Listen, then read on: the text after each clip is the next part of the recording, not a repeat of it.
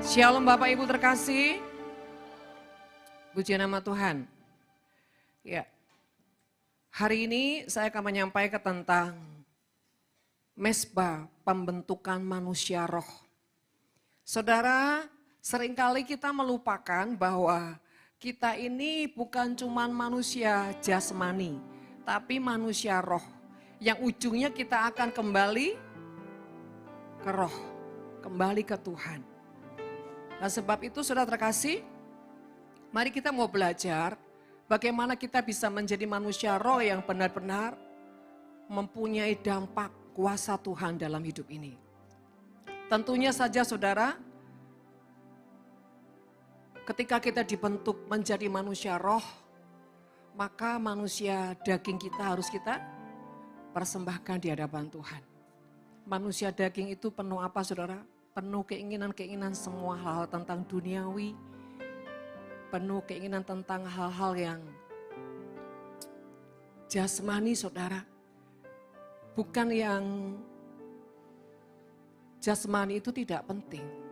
Tetapi seringkali orang terlalu over di jasmaninya sampai lupa di yang rohaninya. Kita akan baca sama-sama dalam Mazmur pasal yang ke-34.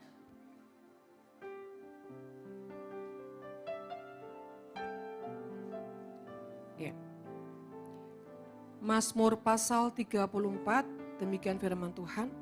Tuhan itu dekat kepada orang-orang yang patah hati dan yang menyelamatkan orang-orang yang remuk jiwanya. Kemalangan orang banyak, kemalangan orang benar banyak, tetapi Tuhan melepaskan dia dari semuanya itu. Saudara, saya akan kutip juga dalam bahasa masa kini ya. Dalam terjemahan masa kini dikatakan, dengarlah hai anak-anak sekalian, kuajarkan kamu menghormati Tuhan. Ya. Kuajarkan kamu menghormati Tuhan, inginkah kamu panjang umur dan menikmati yang baik? 14, jangan mengeluarkan kata-kata yang jahat dan jangan suka akan tipu muslihat. 15, jauhilah yang jahat, lakukanlah yang baik, usahakanlah perdamaian dengan sekuat tenaga. Dan yang ke-16 dikatakan Tuhan memperhatikan orang saleh, Ia mendengar bila mereka berteriak minta tolong. 19, Tuhan dekat pada orang yang berkecil hati, Ia menyelamatkan orang yang patah semangat. 20, banyaklah penderitaan orang baik, tetapi Tuhan membebaskan dia dari semuanya itu. Saudara, dikatakan kalau tadi terjemahan baru, saudara, dikatakan Tuhan itu dekat pada orang-orang yang patah hati dan Ia menyelamatkan orang-orang yang remuk jiwa. Tapi dalam terjemahan bahasa masa kini dikatakan Tuhan dekat pada orang yang berkecil hati, yang menyelamatkan orang yang patah semangat. Jadi saudara, patah hati sini bukan seperti orang yang frustasi, tapi patah semangat itu bisa dikatakan karena kelelahan. Menanggung banyak hal, saudara ya. Menanggung banyak penderitaan, menanggung banyak kesengsaraan. Tetapi bukan karena dosa. Bukan karena hawa nafsunya. Tetapi karena mempertahankan hidup takut akan Tuhan. Mempertahankan iman. Ya, karena orang-orang yang mempertahankan iman, yang mempertahankan hidup takut akan Tuhan itu akan banyak tantangan. Ya, sekali lagi menuju ke surga itu jalannya sempit, penuh kesesakan. Tapi kalau menuju neraka jalannya lebar dan banyak orang suka. Kenapa saudara? Kenapa banyak orang suka? Karena tidak perlu penderitaan. Tapi kalau orang benar itu menghadapi banyak saudara ujian, banyak kesengsaraan dalam tanda kutip. Saudara, tapi kita mau mengubah pola pikir kita pagi hari ini. Supaya itu tidak jadi beban. Ketika kita mengerti, ketika kita punya pengertian, segala sesuatu yang mungkin itu sulit bagi kita, tapi ketika kita punya pengertian itu tidak jadi beban sekalipun sulit. Contoh, kalau saudara sekolah, enak mana saudara? Sekolah atau enggak sekolah? Halo? Jujur, jangan bilang enak sekolah. Kalau anak sekolah tuh sekarang tuh, wah libur langsung hore. gitu ya. Bingung saya kadang-kadang saudara. Loh kalau kamu suka libur nggak usah sekolah lah ya. Justru kalau libur harusnya, aduh libur nggak belajar lagi. Jadi ibarat sekarang, saudara ibaratnya di gereja begini, gereja besok libur 1 bulan, hore gitu saudara. Kan banyak tuh kalau Natal tuh ya, yes, yes, yes, libur. Pikirannya langsung apa? Kia-kia, berlibur.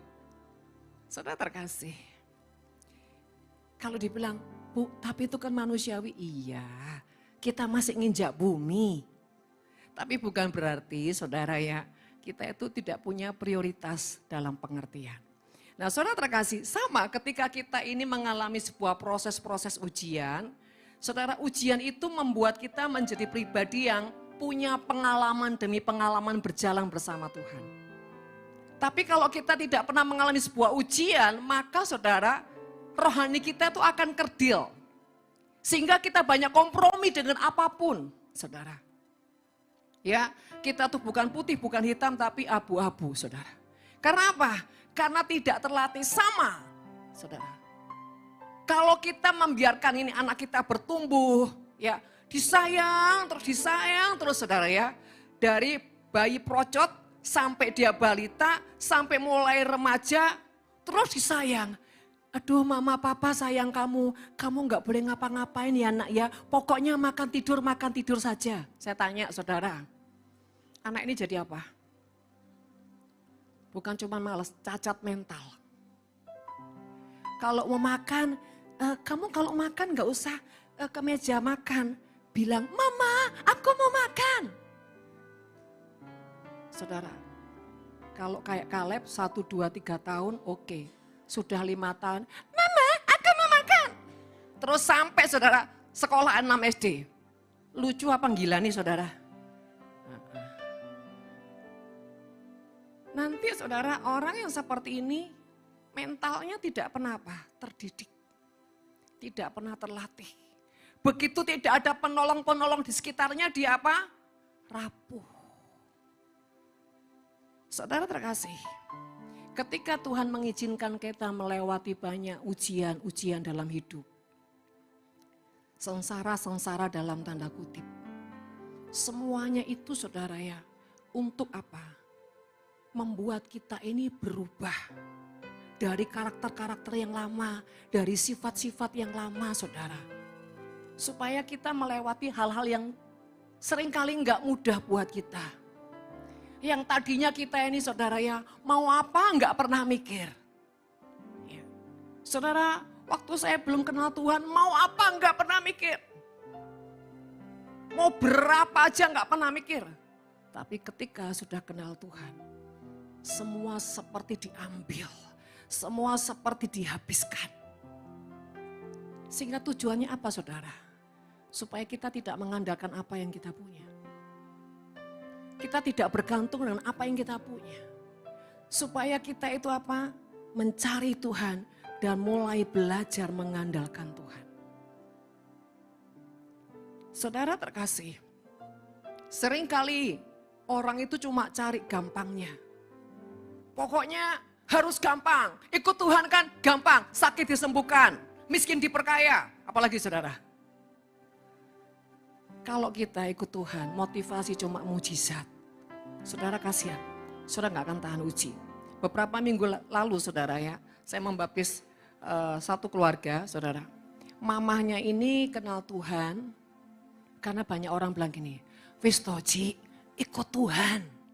Haujek Ci, enak, mujizat banyak. Terus saya bilang ini, iya ya, ke kelenteng setengah mati, ke sini setengah mati, kan gak jelas, ya udah ikut Yesus. Saudara terkasih, berjalannya waktu ketika dia ikut Tuhan, kok enggak sesuai dengan ekspektasi, kok enggak sesuai dengan yang dia inginkan, kok enggak sesuai. Tapi mau mundur juga bingung saudara. Satu kali ketemu, saya bilang, Bu, tetapkan hatimu. Ketika engkau sudah memilih sesuatu, kau jangan mundur lagi. Sebab itu kenapa saya tidak pernah paksa-paksa ibu. Saya tidak pernah pengaruh ibu untuk apa? Terima Tuhan. Biar itu panggilan hatimu. Tapi satu kali beberapa tahun kemudian, anak putrinya terima Tuhan. Dan saudara, yang saya lihat beda. Kalau anak putrinya ini terima Tuhan karena panggilan hatinya. Dulu kalau sudah bilang gini, mamanya bilang, wis toh, pokoknya apa-apa panggil Tuhan Yesus. Wis toh, pokoknya percaya Tuhan Yesus. Apa sih mah? Apa sih mah? Dia marah saudara. Terus mamanya bilang sama saya, dulu bu, keras hati. Saya bilang biarin, jangan dipaksa. Karena menerima Tuhan itu seperti orang menikah. Saudara, kalau menikah karena paksaan enak enggak? Enggak enak. Bukan berdiri atas dasar landasan cinta. Tapi karena apa? Nipu yawo paksa. Tapi kalau karena dorongan hati itu beda.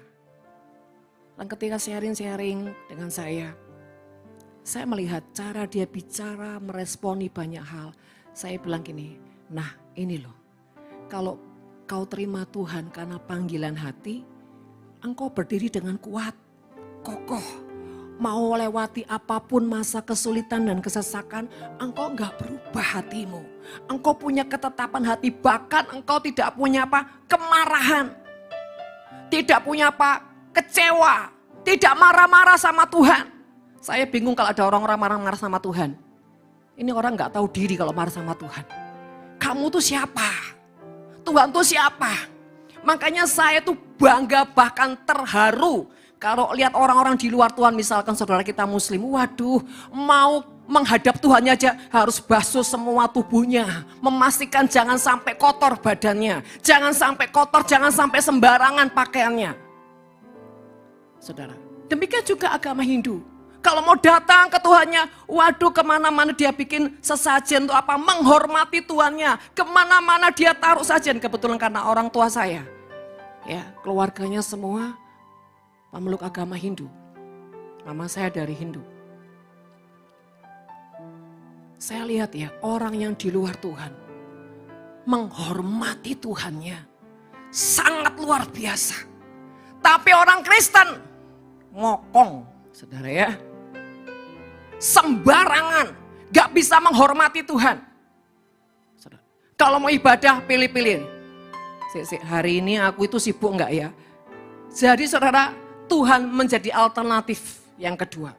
Nek aku sibuk ya nanti Tuhan tak online naik. Pokoknya kan ibadah Tuhan, ya oke? Sip. Nah. Atau dia keliling-keliling saudara. Ah gak enak, hari ini di gereja ini gak enak. Pengkhotbahnya cerewet, jahat, gak usah, aku tak ke gereja lain deh. Cari makanan-makanan yang enak, yang mujizat saudara. Yang pertolongan Tuhan, yang ketawa.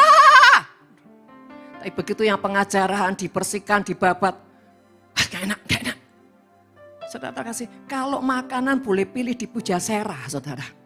Tapi kalau makanan rohmu, jangan coba kau boleh pilih-pilih, saudara. Kenapa, saudara? Kenapa orang tuh pilih-pilih? Ya karena orang mau cari yang didengar telinga itu enak. Kalau di sini, banyak dikupasnya, Bu, banyak apa? Dipedang, banyak diapain lagi, saudara? Diapain? Hah?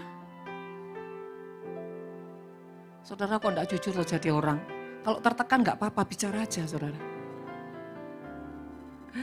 Saudara terkasih. Semua itu membawa kita punya pelatihan. Menjadi anak Tuhan yang berdiri dengan sangat kuat. Setia apapun yang terjadi. Seperti pujian tadi. Sekali Yesus, selamanya Yesus. Pret. Begitu kantong kosong, Yesus apa sus ya? Yesus apa yang lainnya? Saudara coba kalau kita ini memuji dan menyembah Tuhan, setiap kata demi kata itu benar-benar direnungkan, dipikirkan, dan menjadi pertimbangan di hatimu Tuhan. Aku sudah seperti ini enggak sih Tuhan? Kalau belum, saya mau Tuhan menjadi orang yang gak pelin-pelan, menjadi orang yang punya keteguhan hati. Memilihmu bagian yang terbaik, selamanya tak akan terganti. Harta yang paling berharga hanya Kau Yesus selamanya. Ibarat saya udah pilih suami saya, saudara. Mau dia cinta nggak cinta, mau dia muda peot, saudara. Mau dia, saudara, sayang nggak sayang, karena saya udah punya keputusan pilih Ronald Theodore Andresen. Saudara, keren kan namanya, saudara. Apapun, hati saya tetap memilihnya. Saya ini terakhir-terakhir suka bercanda pakai lagu ini sama suami saya. Kalau lagi dekat, terus saya biasa pijit-pijit kakinya, saya rayu dengan pujian. Memilihmu bagian yang terbaik, selamanya tak akan terganti. Walaupun benceno, saudara, nyebelin. Kadang kalau kumatnya, pelitnya kumat gitu, saudara ya. Ya udahlah. Harta yang paling berharga hanya suamiku yang tercinta. Saya tanya, ya apa Pi rasanya? Gitu ya Pi ya? Biasa aja lah. Biasa laki-laki itu gengsi. Tapi nek gengsi terus, saudara ya. Saudara terkasih, kita itu sebagai ibu rumah tangga, sebagai wanita, harus bisa membawa suasana rumah tangga itu, ku bikin romantis. Gak tahu nyanyi gimana itu, saudara. KL bisa lebih bisa daripada saya. Kenapa, saudara? Supaya apapun keadaannya, mau ekonomi lagi kecepit, saudara. Mau lagi fisik yang lagi gak enak, saudara. Kan hidup kita, kebahagiaan kita bukan tergantung uang. Bukan tergantung keadaan. Hidup kita ini kebanyakan tergantung apa? Keputusan, you mau bahagia atau you mau melo. Kan gitu, saudara. Saudara terkasih, saya terus terinspirasi lagu itu. Ku bikin romantis dengan suami yang saudara, walaupun dia kadang-kadang sama, coba lihat wajahku suamiku, lihat wajahku. Daripada nanti kita nyanyi, lihat kebunku, nggak enak loh. Saudara, saya ini bisa ditebak. Kalau udah banyak bercanda-bercandanya, hati udah kebebet sebetulnya, saudara. Loh, daripada marah tuh, saudara ya. Hati udah kayak, aduh Tuhan. Tapi kan kita nggak boleh nyanyi, haduh. Apalagi, ya nasib, mengapa begini. Nggak boleh toh, saudara. Anak Tuhan nggak boleh nyanyi seperti itu. Yang bagus-bagus, saudara. Jadi mau nggak mau, bikin suasana. Nah, saudara terkasih, bukan kita munafik, tapi kita harus menjadi orang yang berusaha, berjuang untuk menciptakan suasana apa? Damai sejahtera. Nah, kembali lagi firman Tuhan, saudara. Bicara orang yang diurapi, saudara ya.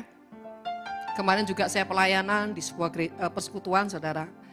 Saya lihat pemain musik, saudara ya.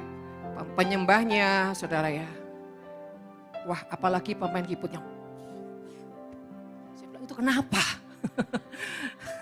Actionnya itu loh, saudara.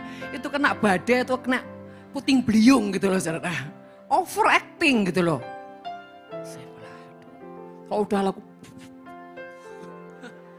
saya bilang untung kamu gak putus. Ya, apa sih gitu loh, mau ngapain sih? Saya kalau misalkan saya gak sungkan gitu, saya bilang hari gini mau ngapain gitu loh. Saudara, saya paling gak suka kalau orang itu terlalu overacting, apalagi di altar Tuhan. Saudara, karena itu apa? Tidak menjaga kekudusan Tuhan. Nah, saudara coba, di suasana ibadah, orang bisa loh bermain-main dengan Tuhan. Orang bisa loh bermain-main dengan hawa nafsu. Orang bisa bermain-main dengan pencitraan, saudara. Kenapa? Karena di dalam kehidupannya tidak ada muatan manusia roh Tuhan. Terlalu banyak kedagingannya. Terlalu banyak hawa nafsunya. Terlalu banyak keduniawiannya. Sehingga apa? Tidak ada hati takut akan Tuhan. Saya percaya kalau orang hati takut akan Tuhan, gak akan bermain-main di altar. Gak akan bermain-main dalam ibadah, saudara. Karena dia tahu dia sedang berhadapan dengan Tuhan. Bapak Ibu terkasih, jangan dikira ya iblis itu berhenti ketika saudara ada dalam rumah Tuhan. Enggak.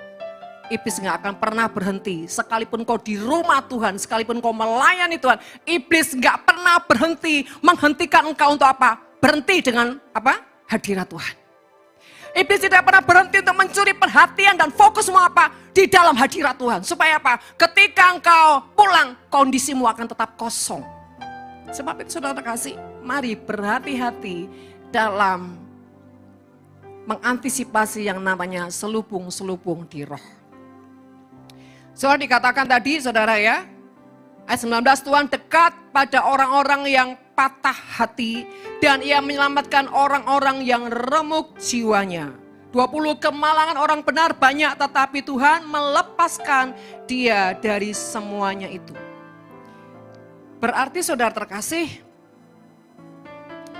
kemalangan orang benar itu banyak. Artinya gini saudara, ujian buat orang benar itu banyak. Sama kayak gini saudara, orang kalau pintar, bahkan sekolahnya cum laude saudara ya, itu belajarnya lebih serius dari orang yang cuma sekolah atau cuma naik kelas saudara. Ya Pak ya saudara. Kita semua ini di dalam Tuhan tuh murid.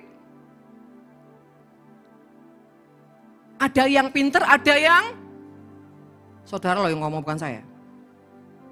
Saya tanya nih, sebetulnya ada nggak menurut saudara orang bodoh itu?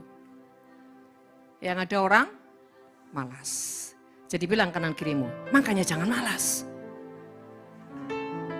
Supaya enggak bodoh. Yuk, saudara ini belajar jadi dosen, oke? Ya, agak sini saya akan, karena kalau tidak ada peraga, tidak ada penunjang gambar, nanti orang tuh ya tapi enggak tahu ngerti apa enggak saudara. Nah kebetulan waktu seminar lalu saudara ya, ada pengajaran di sini. Tubuh, jiwa, dan roh.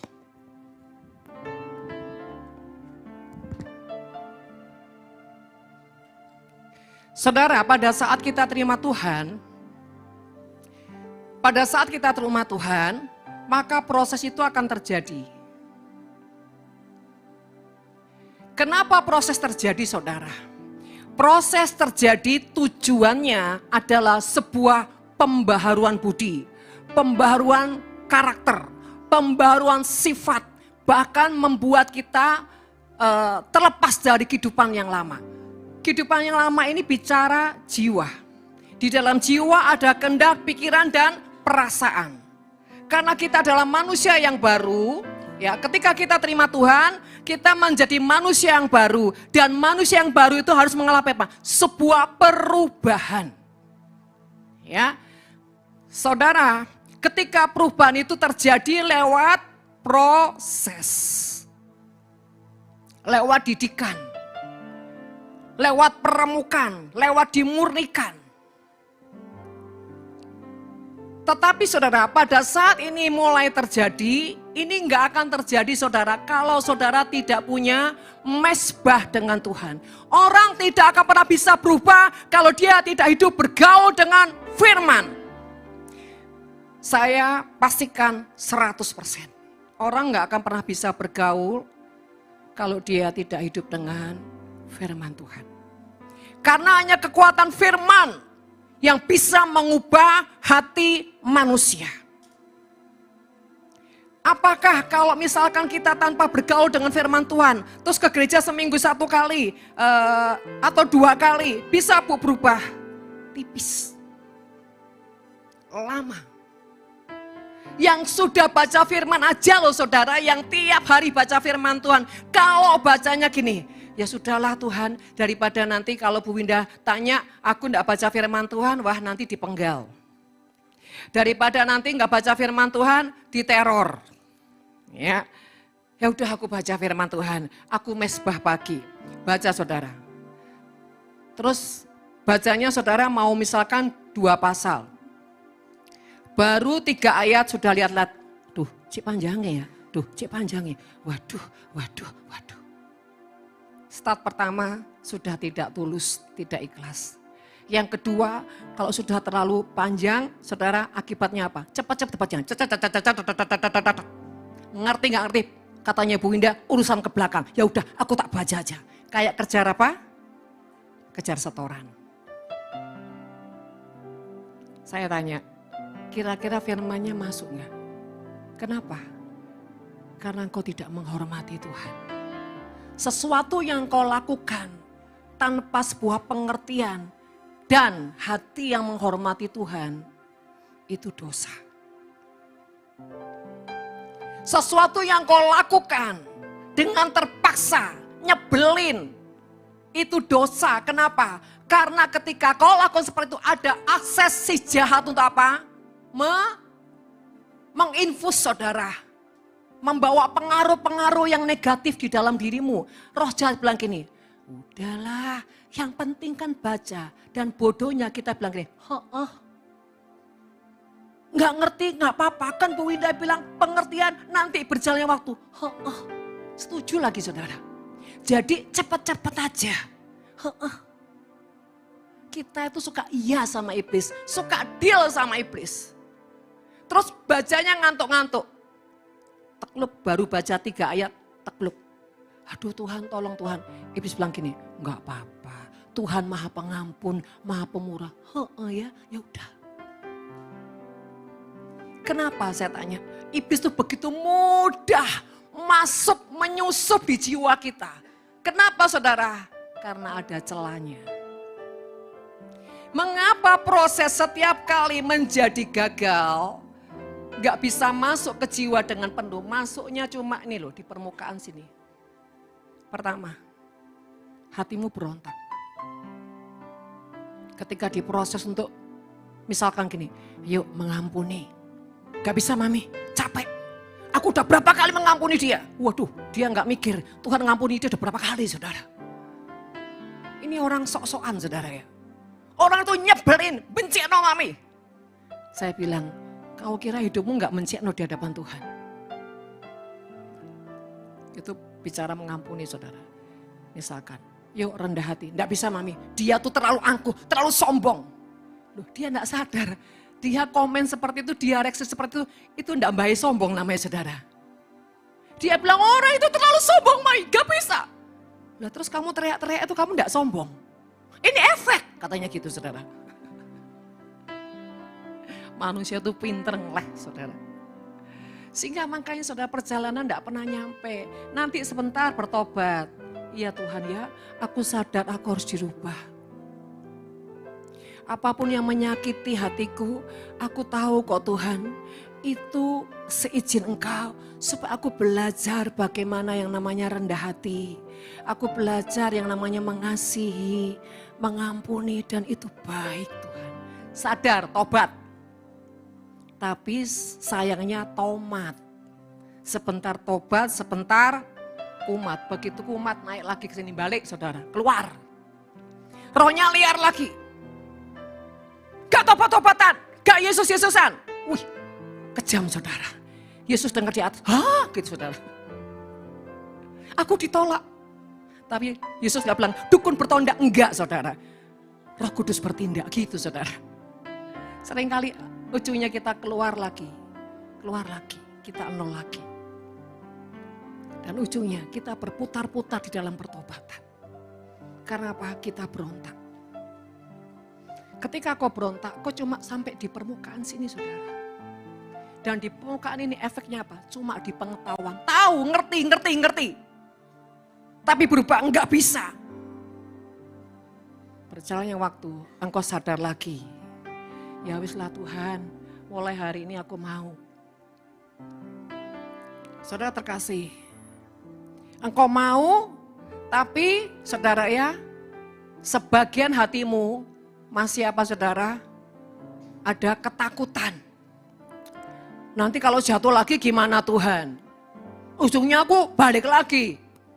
Nanti kalau gagal lagi gimana Tuhan? Ujungnya balik lagi. Ketakutan. Kalau tadi pemberontakan, saudara. Sekarang ketakutan, khawatir. Misalkan Tuhan bilang gini. Tuhan bilangin sama kita. Sudah ya, jadi orang itu punya kemurahan hati. Ayo mulai sekarang jadi orang tuh yang berani berbagi. Harus memberi. Terus saudara bilang gini, ya Tuhan. Begitu memberi, bilang gini, waduh Tuhan, nanti kalau 1 bulan nggak cukup gimana Tuhan? Tuhan pengen bulet tay.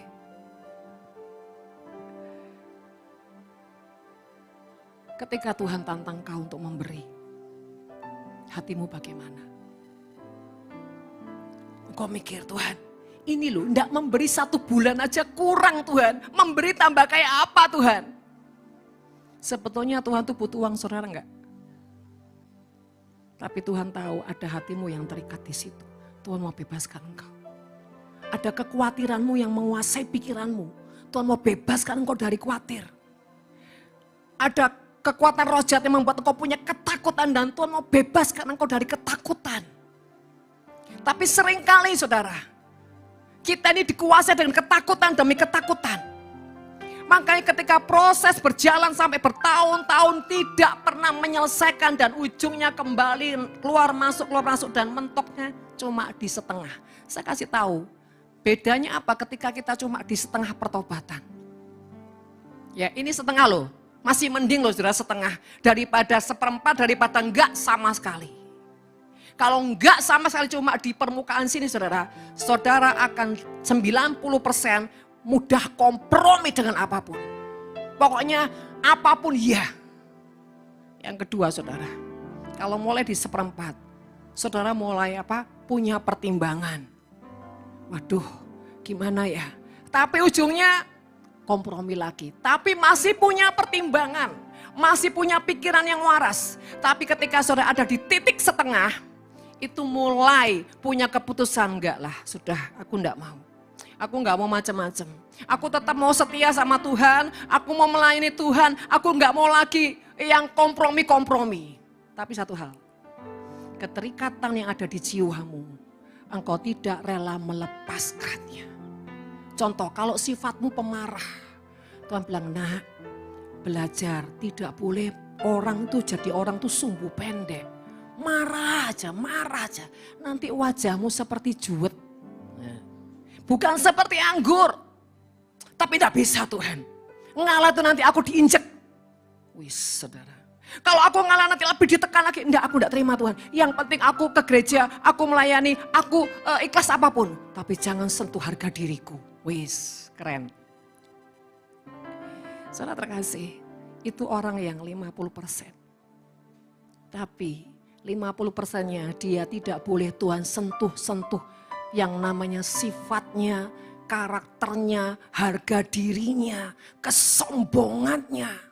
Bahkan keterikatannya dengan apa? Dengan apa? Hah? Ini belum makan tuh bagaimana? Keterikatannya dengan dosa, keterikatannya dengan mamon. Keterikatannya dengan hobinya. Ini yang hobi-hobi sepak bola ini ya. Kalau sudah Piala Dunia, wes, istrinya dipes, inggir komam, wes. Pak, sudah waktunya tidur Pak, ayo Pak. Sudah tidur sendiri sana loh. Pak, sudah waktunya kita mesbah loh. Mesbah bisa besok, ini gak akan terulang lagi, gak tahu kapan, Piala Dunia. Saudara. Ya Pak, ya. Saya lihat tuh wajahnya ada seperti ini loh. Begitu Piala Dunia langsung, Tuhan mesbah. Allah mengerti, Allah mengerti, Allah peduli. Engkau yang gak mengerti. Kalau sudah kesukaannya, hobinya, Bahkan saudara, keterikatannya orang suka kerja. Kalau sudah kerja, Pak nggak pulang. Saya repot di proyek ini loh, nggak ngerti aja. Ini uang untuk siapa sih? Tambah khotbah saudara. Maksudnya apa? Jangan lama-lama. Jam kantor kan sudah tutup. Papa mesti istirahat. Aku tahu untuk nemenin kamu toh. Wah tambah curiga saudara. Tambah menghakimi. Tambah jahatnya kemana-mana. Istrinya bilang gini, sakarepmu pulang gak pulang, sakarepmu. Kesel saudara. Saya banyak menemukan ya. Orang-orang yang bukan cuma rajin ibadah, sudah pelayanan. Hebat di mimbar. Wah kalau nyembah, siwara kala sanda baru. Tapi wataknya tidak berubah. Karakternya tidak berubah. Jahat tetap jahat, pemarah tetap marah, pemfitnah tetap fitnah, saudara. Ini ya saudara, mengerikan. Dan saudara terkasih, dan orang-orang seperti ini suka apa? Pencitraan. Tidak ada kerendahan hati sama sekali. Ketika engkau hanya setengah jiwa, maka engkau itu juga setengah Kalau setengah mati di mana saudara letaknya? Hah? Koma di rumah sakit. Rohnya itu koma. Artinya koma tuh sudah nggak bisa mengerti kebenaran. Semuanya buta. Kenapa? Kalau orang setengah di sini saudara, yang masuk itu roh Isabel. Roh Isabel itu apa? Roh yang mau mendengar, mau didengar tapi nggak mau dengar. Yang kedua, roh Kain, marah, saudara. Karena iblis tidak pernah takut orang beribadah, iblis nggak takut orang pelayanan, bahkan doa puasa 40 hari, saudara. Nggak takut puasa Esrio, nggak apa-apa puasa terus nggak apa-apa, tapi jangan bertobat. Kenapa? Begitu orang bertobat, orang bisa menembus di roh. Ini yang iblis takut saudara. Kalau kita masuk ke alam rohnya Tuhan, menyatu dengan rohnya Tuhan, kita akan kebaskan iblis. Nah saudara terkasih, jangan engkau tertipu di setengah pertobatan. Apalagi kalau saudara tipikal orang yang bete, butuh tati tayang. Aku kan butuh kasih sayang. Jadi kalau aku disakiti sedikit, sakitnya tuh di sini. Mazmurnya itu terus saudara. Orang kalau sudah seperti itu saudara, akan kecenderungannya Pak, mengasihi diri sendiri. Gak pernah bisa mengasihi orang lain. Sibuk hanya mengasihi diri sendiri saudara. Dan kecenderungan apa? Egois.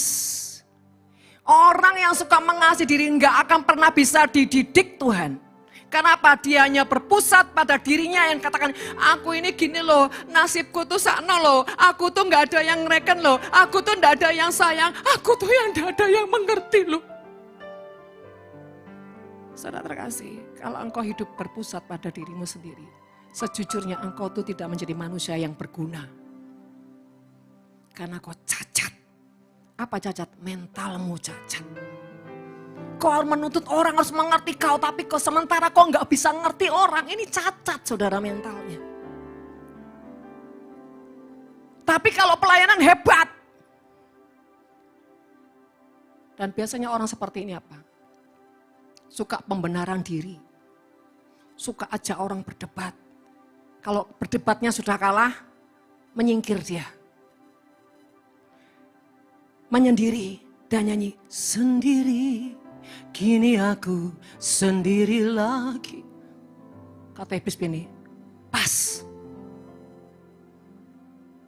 Saya tak kasih, kalau kita bermain-main dengan pertobatan, iblis akan membutakan kita banyak hal. Contoh aja saudara ya, saya mau bongkar ini ya. Jangan dikira di rumah Tuhan tidak ada setan. Setan terbanyak di rumah Tuhan, di gereja, bukan di diskotik saudara. Lu kok bisa Bu? Loh diskotik sudah sarangnya ngapain? Diskotik itu orang enggak usah diapa-apain sudah masuk neraka, saudara. Jadi iblis enggak perlu apa? Kerja keras. Tapi kalau di gereja, iblis kerja keras. Saudara lagi menyembah. Memilihmu bagian yang terbaik. Terus bilang gini, sungguh Wanta, kamu lo ngamuan. Terus dia berusaha terus kuat. Harta yang paling berharga. Oh, kamu pelit aja kok. Lama-lama dia bener juga ya kata iblis ya. Aku pelit. Jadi gak cocok nyanyi. Akhirnya gini. Jadi mengheningkan cipta. Gak punya keberanian untuk nyanyi. Karena apa? Tertutup. Ketika ada lagu. Kasih pasti lemah lembut. Dia nyanyi. Kasih pasti memaafkan. Gombal. Wong kamu elo. Nggak mau mengampuni. Kepahitan terus. Makanya setannya tambah numpuk. Tolak dalam nama Yesus. Loh saudara. Dia menyangkali dirinya. Iblis tidak kurang cara. Kasih pasti murah hati. Oh kamu ngamuan aja kok. Lama-lama semakin yang diomong iblis kok mirip-mirip ya. Benar juga ya.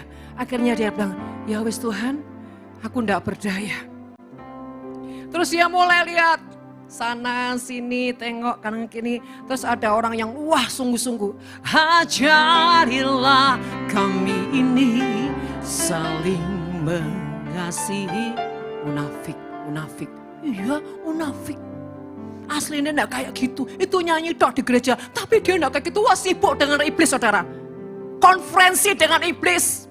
Betul, please. Dia itu main munafik tok. Supaya apa? Dilihat Bu Winda. Weh, saudara, semakin dalam dia berargumentasi dengan iblis. Dan tanpa sadar iblis bilang gini, lebih dalam lagi ku tipu dirimu. Gak sadar, saudara. Akhirnya dia apa? Dikuasai dengan kemarahan. Kecemburuan, karena apa? Orang ini kok bisa ya nyembah Tuhan, aku kok nggak bisa sih. Ada kemarahan yang terselubung, ada jealous yang terselubung. Apalagi misalkan tiba-tiba Shirley maju ke depan, mimpin pujian. Wah itu lagi, sok-sok cantik, sok-sok keren. Terus Shirley lihat dia, langsung terpuruk.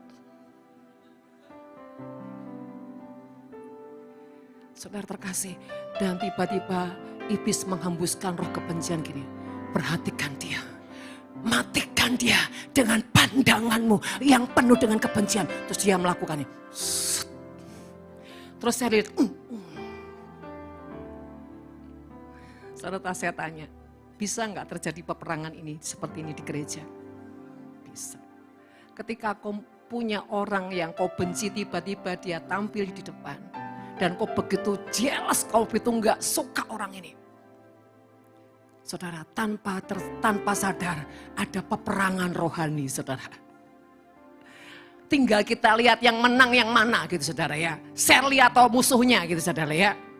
Karena si Shirley itu dulu seperti itu. Aduh mami, kalau dikasih tugas, aduh mami. Sekarang kalau bilang aduh, enggak ada aduh ya. Ya, iya mami. Gualak saya nih saudara. Kalau didik gualak. Tapi habis galak disayang. Sini cintaku, Indonesiaku, negeriku. Kenapa saudara? Itu mental. Seringkali anak-anak Tuhan punya kecacatan mental tanpa sadar. Dari rumah menggebu-gebu, wah cari Tuhan. Begitu sampai di sini saudara, fokusnya hilang. Iblis bilang gini, kamu gak kedinginan tak? Iya kedinginan. Kebelet kencing gak? Iya. Padahal tadi gak terasa loh kebelet kencingnya. Begitu ada tiupan, Iblis bilang, kebelet kencing gak? Iya. Iya kayaknya lama-lama. Dihembuskan terus. Ketika saudara sudah berusaha ya, kalau saudara enggak mengendalikan pikiranmu saja. Iblis bilang gini, iki khotbah ndak mari-mari jam piro, nanti kamu kan ada acara. Iya juga ya. Nah saudara, tadinya Tuhan Ketika buka hati, buka celah, hantu yang bicara. Tidak semua orang duduk di bangku gereja, mereka serius dengan Tuhan dari awal sampai akhir. Dan iblis tahu ada sesuatu yang tiba-tiba sensitif, benih yang dilepaskan itu menjadi kesembuhan, iblis alihkan dia. Dengan cara bagaimana? Tiba-tiba handphone, roh penasaran. Lihat siapa dia, lihat kebunku. Penasaran, saudara di kantongnya, saudara. Iblis bilang gini, ayo coba intip sedikit saja. Saudara bilang, tidak iblis, tidak, dalam nama Yesus. Tapi karena hatimu sebetulnya penasaran, lama-lama kau kalah. Kenapa? Hatimu menginginkan, walaupun mulutmu berperang. Lama-lama kalah juga. Ya, siapa tahu penting. Pek, dibuka. Habis gitu nggak puas, iblis bilang gini, ada lagi di bawah, kayaknya penting, di scroll. Nah, ketika firman dilepaskan dengan benih yang tepat, benih yang luar biasa, ternyata itu benih jatuh di pinggir jalan. Harusnya jatahnya kita, tapi jatuh di pinggir jalan, siapa yang ambil?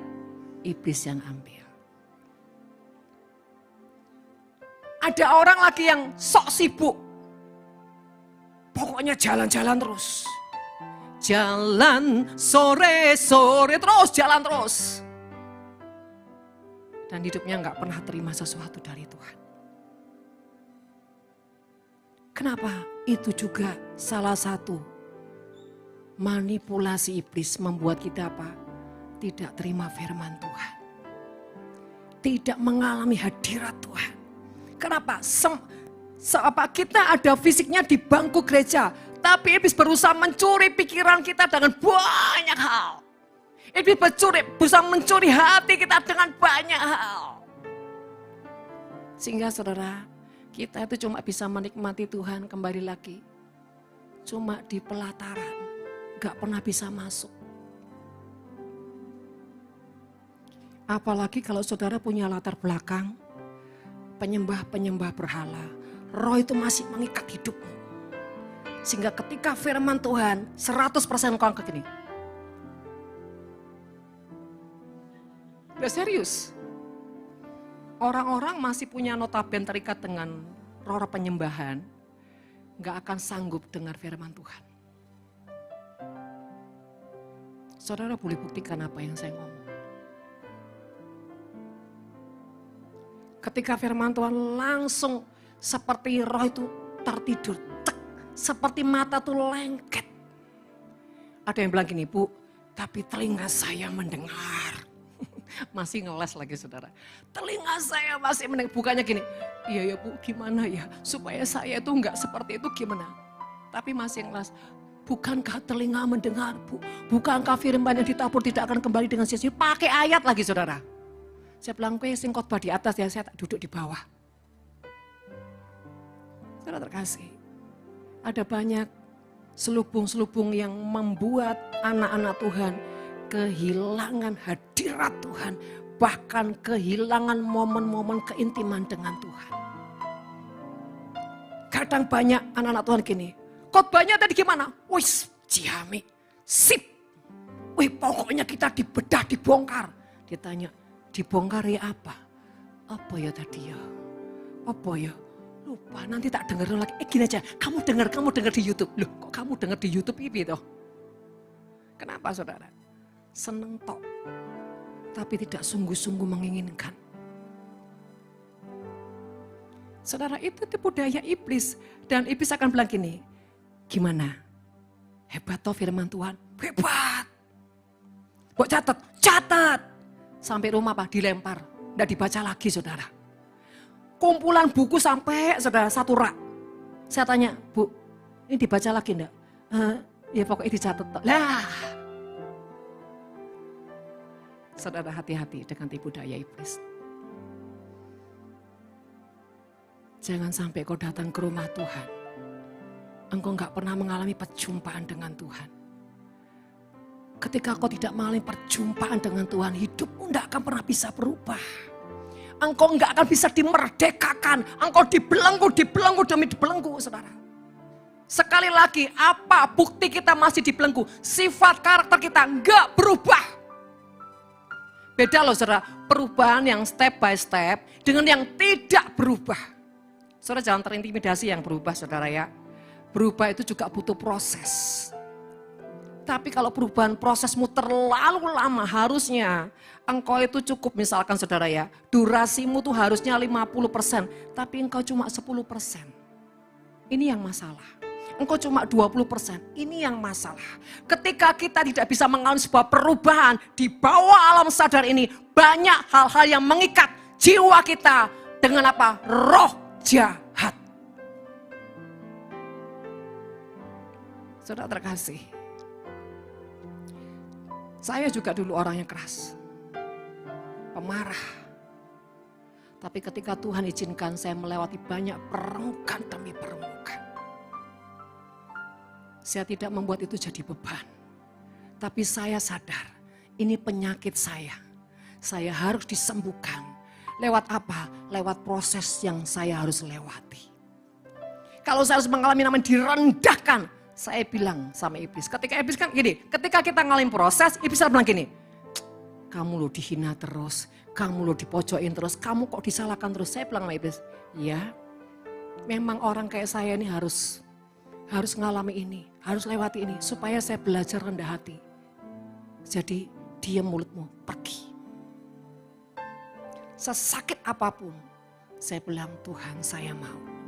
Sakit saudara, yang namanya direndahkan, saudara ya, itu sakit. Yang namanya difitnah sakit saudara. Tapi kesakitan itu saya ubah menjadi persembahan yang saya letakkan di mezbah Tuhan. Tuhan, aku bawa persembahanku di hadapan-Mu dan aku menikmatinya. Seperti yang saya ngomong kemarin-kemarin. Ketika Tuhan bilang, nak, jalan ke surga itu sempit, penuh kesesakan. Awalnya saya nggak sadar kalau saya ini mulai dikami dengan yang namanya capek hati saya. Saya nggak sadar ketika saya ini sudah mulai diracuni dengan namanya lelah. Dan ketika saya, Tuhan, ini kenapa seperti ini? Dan Tuhan mulai buka di situ. Surga itu jalannya sempit, surga itu penuh kesesakan dan tidak semua orang mau masuk ke situ. Dan ketika saya mengerti, saya bilang, Tuhan ampuni saya. Saya berdamai dengan hati saya berdamai dengan jiwa saya. Dan saya mulai berkata, yuk nikmati kesesakan apapun yang Tuhan mau kita lewati. Saya berkata pada jiwa saya. Yuk, dan ketika saya berdamai dengan jiwa saya berdamai dengan hati saya menikmati apapun yang Tuhan mau saya lewati. Tiba-tiba saudara ya, sesuatu mulai Tuhan bukakan, dan saya menikmati terus di dalamnya. Saudara, saya aja yang sudah berdiri di sini, kadang-kadang masih bisa kena virus. Virus di pikiran, virus di hati. Apalagi kita yang tidak sungguh-sungguh hidup dalam firman Tuhan. Karena firman Tuhan ketika saudara baca, saudara renungkan, firman itu akan bekerja memproses hidupmu. Contoh, kalau kau bilang, Tuhan kasih saya tuh kerendahan hati Tuhan. Begitu kau keluar dari kamarmu, maka ada orang, ada sarana akan membuat engkau jadi apa? Memancing kau tidak rendah hati. Tapi banyak orang salah paham. Saya itu udah doa loh Bu sama Tuhan, minta rendah hati, tapi kenapa? Tambah saya dipancing sama si A itu, si bedes itu. Misalkan. Saya bilang yang bedes itu bukan dia. Kau punya roh bedes. Punya roh monyet. Saya bilang. Ketika kau minta, kau sabar, Tuhan pasti hadapkan engkau dengan orang-orang yang membuatmu tidak sabar. Jadi ini kita perlu apa? Sediakan apa? Pola pikir yang benar. Oh, ternyata ujiannya langsung ya Tuhan ya, nggak pakai penundaan. Oke Tuhan, sepakat. Bagaimana reaksinya saudara? Oh iya, maaf ya, sekalipun nggak salah. maaf ya. Tapi kalau kita nggak rela gini, kan Tuhan suruh berangkat diri. Ini bukan ikhlas, ngempet saudara. Nanti meledak. Tapi tunjukkan dengan sikap. Baik, maafkan saya. Sekalipun nggak salah, bilang maafkan saya. Bila perlu saudara, beberapa kali saya lakukan, cium kakinya. Kalau saya ya, ujian harusnya 3 kali ditempuh, kalau bisa 1 kali. Percepatan, caranya bagaimana? Lakukan sesuatu yang buat Tuhan tuh, wow. Tuhan minta 1, kita kasih 3. Tapi memang harus rela saudara. Gak apa-apa, daripada buat lama-lama ngapain, toh ujungnya di situ. Kalau kita suruh rendah hati, jangan cuma bilang, ya maafkan saya ya, maafkan. Maafkan. Biasanya saya apa selanjutnya? Kirim dia makanan. Pokoknya saya itu selalu, karena saya tahu manusia itu pasti kelemahannya di kampung tengah saudara. Saya kirim makanan. Ditutup itu, jebret, gak usah. Saudara, saya taruh di depan rumahnya. Dilempar, puang. Besok kirim lagi. Besok kirim lagi. Terakhir saudara, sebelum ditutup, saya cium kakinya. Ayo kan ya, mau kemana kau? Buat saya enggak masalah. Mau direndahkan kayak apa? Mau dihina kayak apa? Yang penting saya punya hati Tuhan. Yang penting hidup saya berkenan sama Tuhan. Sekali Yesus, selamanya Yesus. Harapanku tak akan hilang, karena kasih sekarang ku ada. Oh Yesusku, kasih. Amin. Ku cinta kau selamanya. Saudara, kita ini kalau mau mencintai Tuhan, belajar mengasihi orang-orang di sekitar kita. Belajar mengasihi musuh-musuh kita. Belajar mencintai orang yang membenci kita. Kalau kita lulus di situ, kita juga lulus di hadapan Tuhan. Tapi kalau kita nggak pernah lulus di situ, kita juga nggak lulus di hadapan Tuhan. Sekalipun kita nyanyi seperti itu, nyanyi itu nggak pernah bisa sampai ke surga, nggak akan pernah bisa sampai ke hatinya Tuhan. Tapi saudara, bagaimana kita bisa sampai ke roh? Apapun yang Tuhan sodorkan, kita nggak pernah bilang tidak. Kita nggak pernah bilang jangan. Bukan cuman rela, tapi benar-benar Tuhan, kau mau apa dalam hidupku? Dan kau menikmati apapun, sekalipun itu sakit, sekalipun itu berat. Dan kau berkata, Tuhan, asalkan ku dapatkan hatimu. Asalkan ku dapatkan kedamaianmu. Asalkan ku dapatkan kenikmatan yang daripadamu. Aku rela menukarkan semua kesakitanku, harga diriku, semua kecanduanku, bahkan semua kesukaanku. Saudara, saya mendidik anak-anak saya. Apapun yang Tuhan minta dalam hidupmu, jangan pernah engkau berdebat dengan Tuhan. Apalagi kalau itu uangmu. Saudara ingat waktu kami nafiri, rindu berdoa untuk rumah Tuhan. Datanglah uang 1,5 miliar. Saya lagi di, mana itu ya? Lagi di Turki saudara. Saudara, saya itu bingung Tuhan. Kan harusnya kalau secara logika, ya udah ini kan yang kita doakan, kan gitu saudara ya. Itu saya telepon ke Indo, saya bilang sama Maria, C, ini mami lagi dapat duit segini. Untuk apa ya? Gobloknya saudara. Tanya lagi untuk apa? Anak saya yang pernah bilang, Mi, itu sudah nggak usah ditanya lah Mi, kan kita ini punya tujuan, punya visi. Tapi hati saya tuh bilang, kayaknya enggak deh. Saya ngomong sama Maria, saya bisa sepakat sama dia. Ini kita berkati orang-orang ya, anak-anak untuk ke Israel. Dan saudara, saya berdoa. 1-2 hari berdoa. Dan Tuhan cuma bilang gini, seberapa kamu rela nak? Dan singkat cerita, begitu saya pulang Indonesia, langsung saya bereskan semua. Sampai saudara travelnya gini, jangan sekarang Pak, yang sudah, saya enggak mau urusan. Saudara terkasih, kami sering mengalami seperti itu. Ketika Tuhan minta semuanya, saya bilang terserah Tuhan. Bukan cuma duit saudara, kesehatan, bahkan nyawa. Ketika saya awal-awal di Papua, bahkan di Kalimantan. Kalimantan juga sering saudara nih, parang saudara di leher.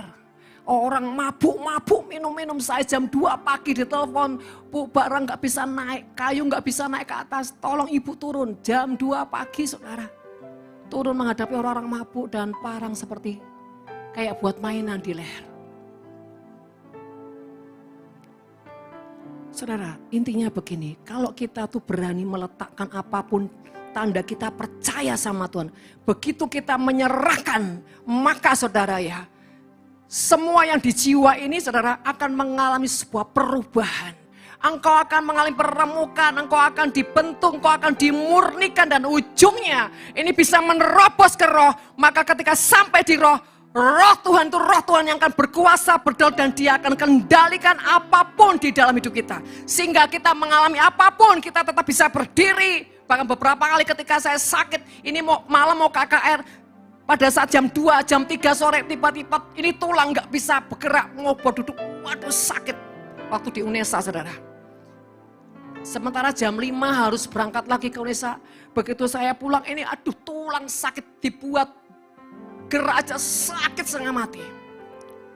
Dan saya bilang Tuhan, ini sebentar lagi harus berangkat dan saya harus mandi.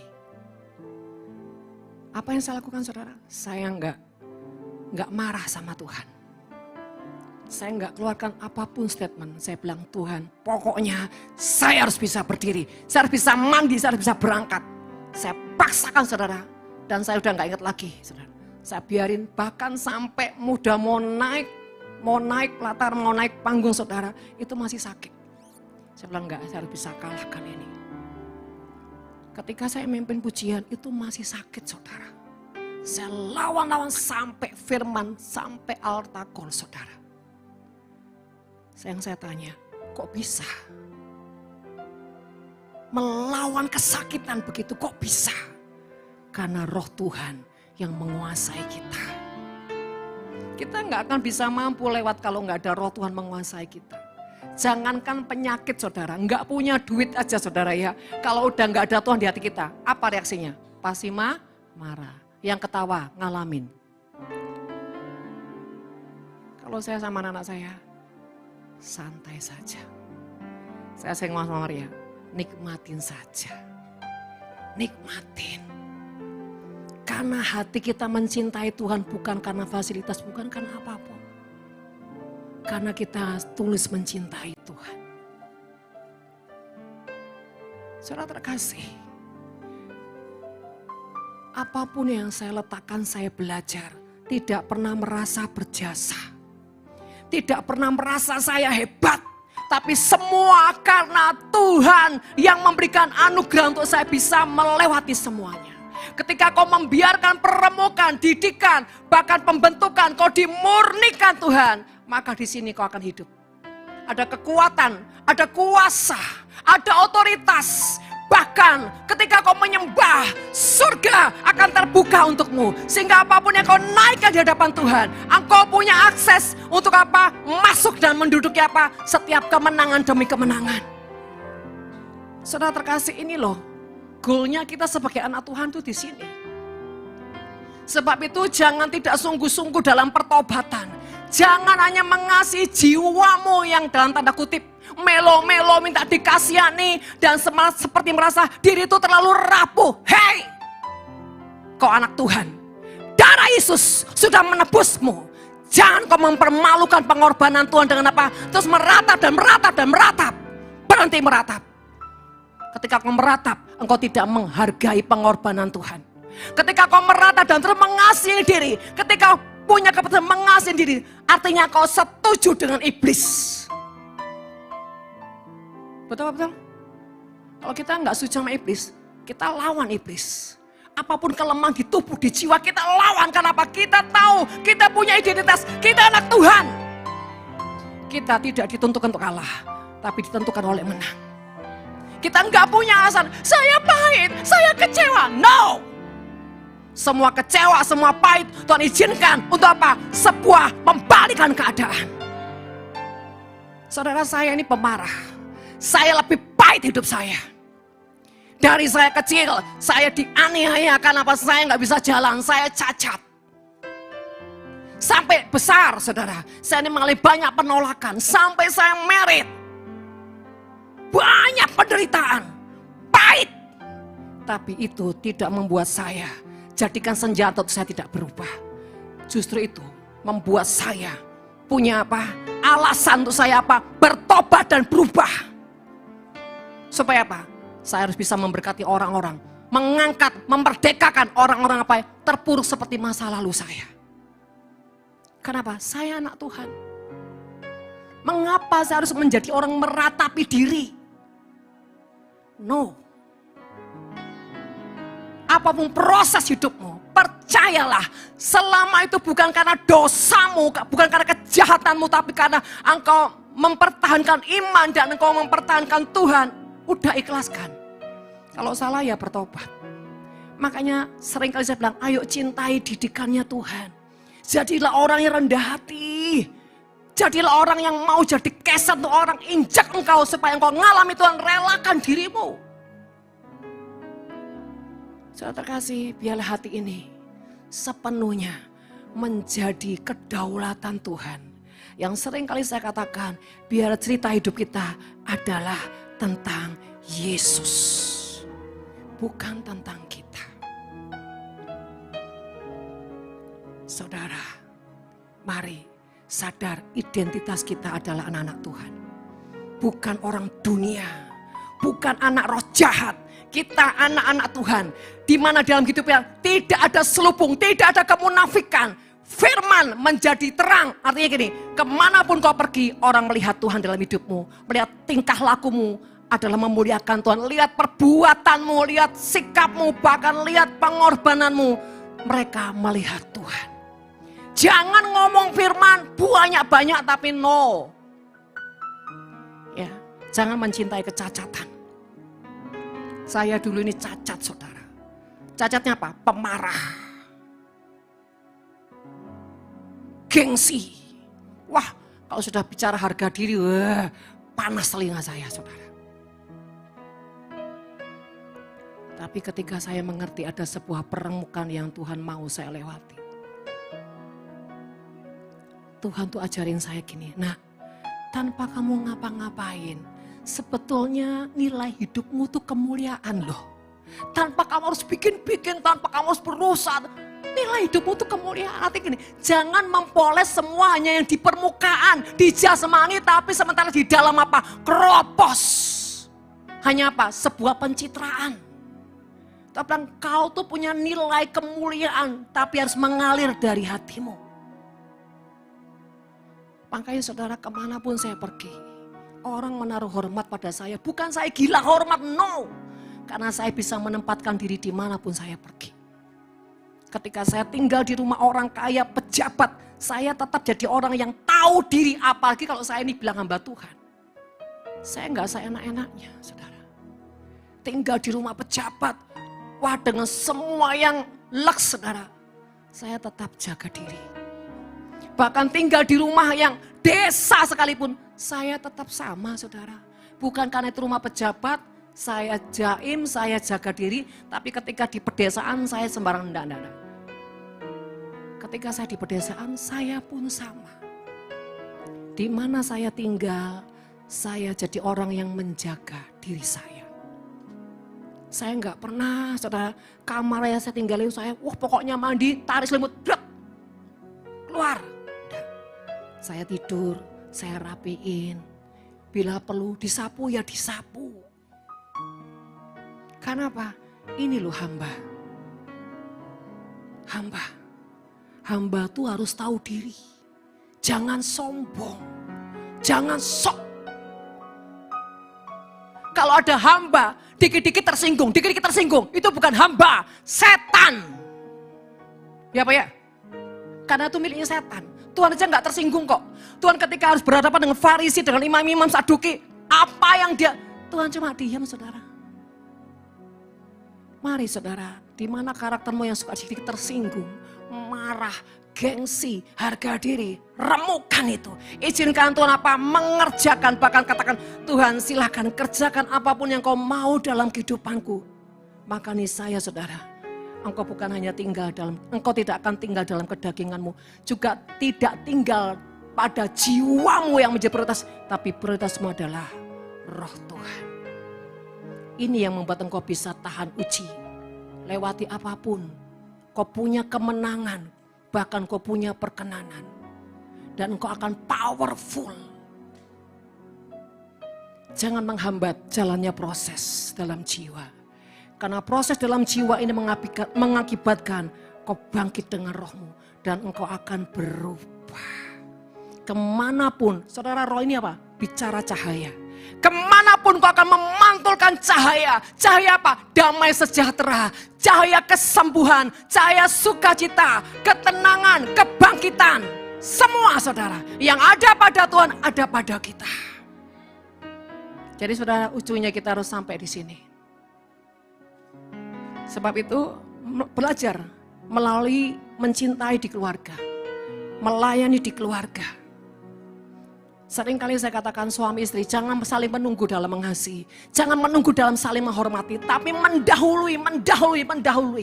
Kalau kau ingin menjadi pelayan yang berkenan kepada Tuhan, layani dulu keluargamu. Ketika kau berhasil di dalam keluarga, engkau di luar pasti juga berhasil. Tapi kalau kau cuma berhasil di luar, engkau adalah orang-orang munafik. Ya, saya minta saudara, tidak ada lagi sakit-sakit mental di sini, sakit-sakit jiwa. Engkau tuh anak Tuhan, engkau berkemenangan.